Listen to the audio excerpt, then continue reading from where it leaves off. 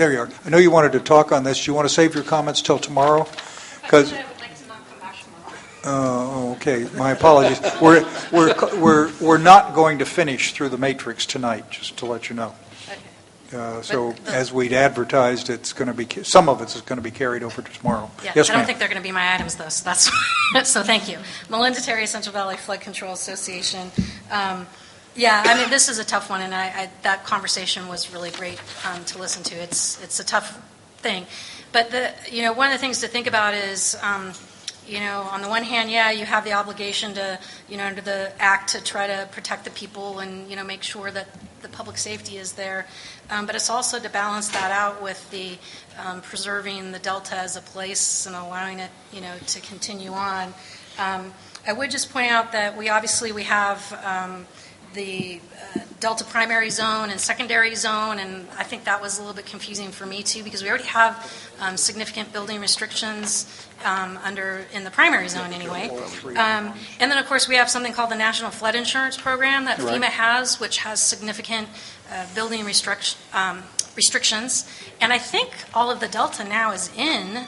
I would have to check to see if there's any areas that didn't get mapped in, but I'd be surprised if they haven't all been mapped in and are under NFIP now, which again have those restrictions.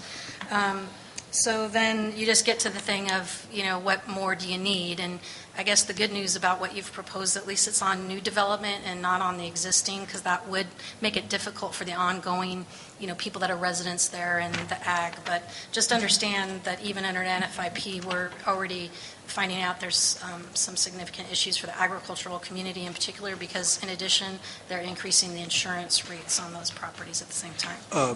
And they have limited funds to get their levies up to these Ms. Terry, levels. since you can't be here and the other two items coming up are also, we'll apply your comments to that, but if there's anything special you would like to make with regard to RRP3 or RRP4, now would probably be the time to do it. Thank you. That was very nice of you. I try to be quick.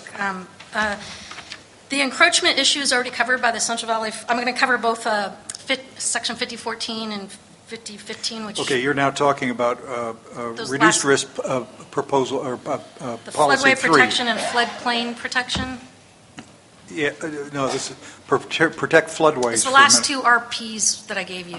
Yeah, protect floodways is RRP3. There were some technical changes to deal with designated floodway regulated streams, which was a way of acknowledging the jurisdiction of the Central Valley Flood Board, as I understand Yeah, it. those changes were better, by the way. And those are okay with you? Well, they're certainly better. Okay. The only thing we would bring up is it's a little confusing then about how this will get implemented moving forward. And again, we want to try to understand the implementation part.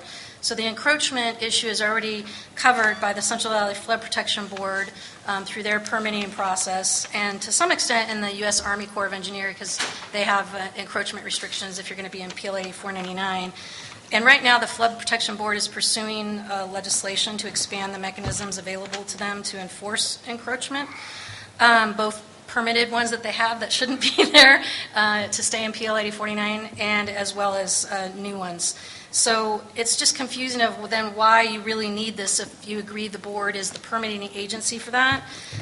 Because, for instance, it's not clear. So if you don't intend for that permitting of encroachments to be stayed there, then what is who must these certain standards in the regulation be demonstrated to?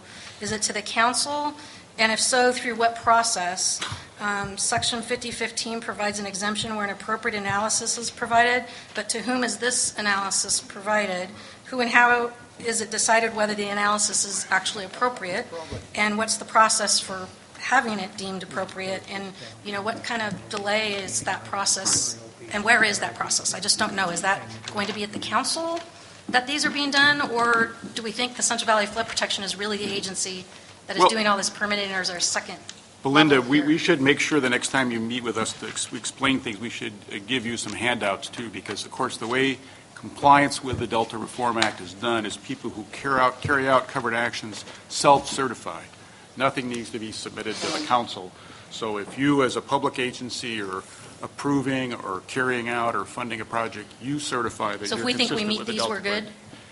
You certify that you are consistent with the Delta plan, and you file the certification with us.